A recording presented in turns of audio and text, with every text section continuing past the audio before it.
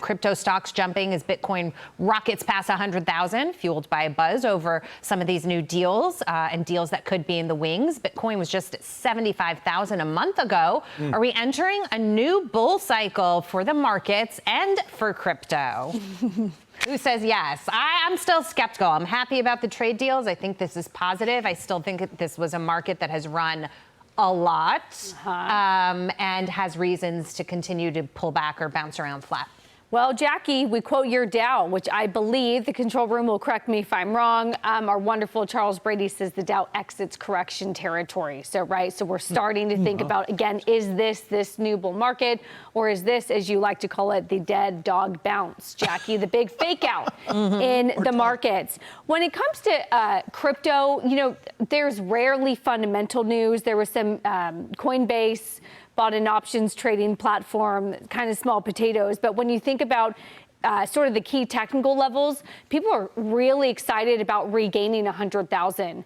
Just 2.5 months ago, I believe we were coming down to like 76,000. And so the fact that this has sort of renewed the bullishness in the market, and I love, Jackie, in the intro, how you married the two between the enthusiasm and the excitement, is the China trade talks. Now, this is going to be the long game we've talked a lot about. We're not getting a trade deal from China next week. But the fact that we're starting to think about negotiations and having conversations, and it's Scott Bessent leading that conversation, I think has some optimism coming back today. There are 3 other trade deals that Dan Clifton from Strategas expects, and this is kind of out there in the press as well. So we've got the UK. And then next up, expect, say, Israel, Australia, and India. So that would be 4. However, if you look at the top 15 of our trading partners, this is just this year so far, only the United Kingdom and India are in the top 15. So we are not talking about deals of any size. It's progress. But you need to see more progress, say, with a South Korea or a Japan being 7th. But South Korea has elections coming up. Don't expect anything until after the elections. Harder to negotiate. Well, the EU is pushing back. EU is, there are problems with what the EU is targeting American aircraft, car parts for possible tariffs if the talks fail. $107 billion worth of U.S. products that could be hit with even higher tariffs. I think even with small countries doing deals with us, that provides momentum. We just want to see things moving forward.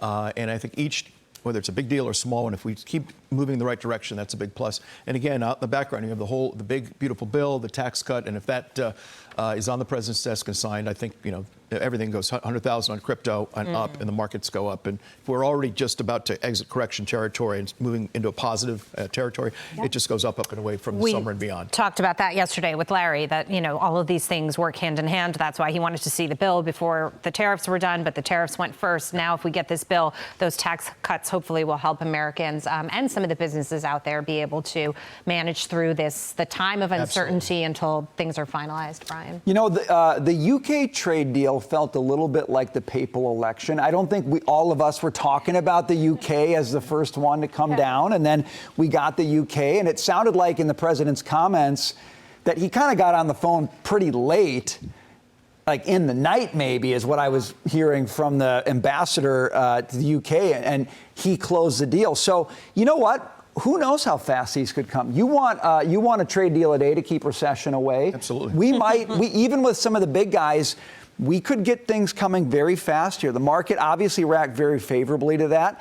I don't think that the White House is watching the market every single move, but I do think they're paying attention to what's going on. They're seeing that the world likes it when a template gets laid down and a deal happens. So who knows? We could get big deals much more quickly. As the president said last he said, we don't even need the country to do the deal. He said that in this meeting today. In other words, if he decides, here's what we're going to do with somebody, you get it, let's move. So that says speed to me. Well, we came to the conclusion, we did, at least collectively, that there's going to be some sort of baseline tariff on every country. It may be more than 10%. It may not be as low as that, but there'll be something. And what I loved about what he talked about with the EU specifically, UK specifically, was that they're cutting their imports from other countries and they're giving us the business. So in some ways, he really renegotiated the way they're thinking about how they do business. And again, I say if you can do that with multiple countries. By the way, when these deals are concluded, are they done or do they have to be approved by the Senate at that point?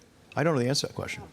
This didn't look like a Senate approval kind of thing to me. Yeah. The Senate didn't put the tariff on. I don't think the Senate's taken, that's a whole other constitutional question. I guess but if the deal's done, it's done. I think the deal's done is done. 10% tariff on 100,000 UK cars, 0 tariffs on jet engines and steel and aluminum from the UK.